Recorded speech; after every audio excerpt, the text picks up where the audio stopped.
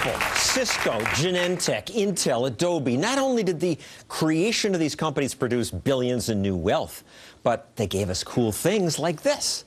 So how did they do it? Where'd they get the money? Where do you get money if you have an idea and you want to be an entrepreneur? A new documentary explains. I said, where does the money originate? And he said, I'm a junior member at a venture capital firm. I went to look up what venture capital meant. I had never heard of it before. The new documentary is called Something Ventured. The risks were just enormous. They came to me with no business plan. We didn't know what we were doing. Silicon Valley, Intel, Apple, Genentech, Cisco, good markets, great companies, Growing companies. Sky's the limit. The rest is history. That history begins in 1957.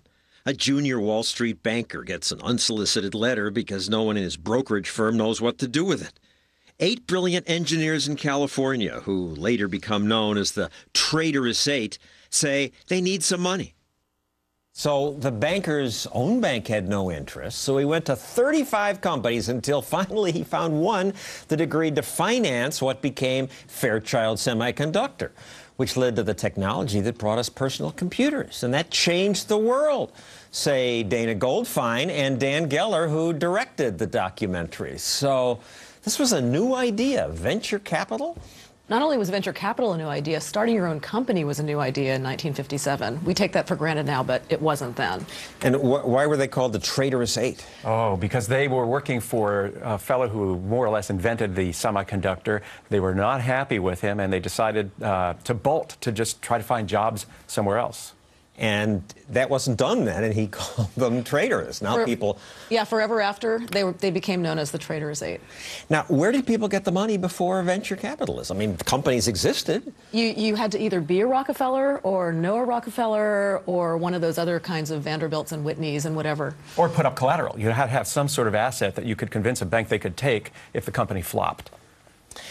Your documentary points out that lots of ideas that now seem perfectly obviously smart and popular were not so obvious to people when they were first promoted. Video games, for example.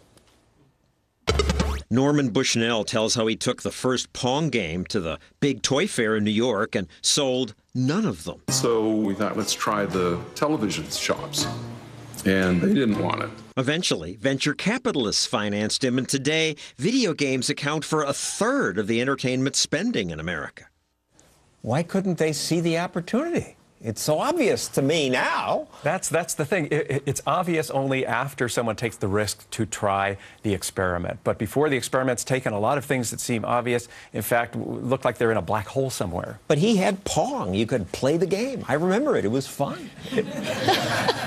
But before Pong, no one could imagine Pong. I mean, you have to put yourself in that mindset. It's very difficult, and it wasn't even that long ago. But you do have to put yourself in that mindset of the pre-Pong days. And also, if you popped a quarter into the machine at the arcade, that's different than maybe shelling out $70, $80, $90 in 1974, 76 money.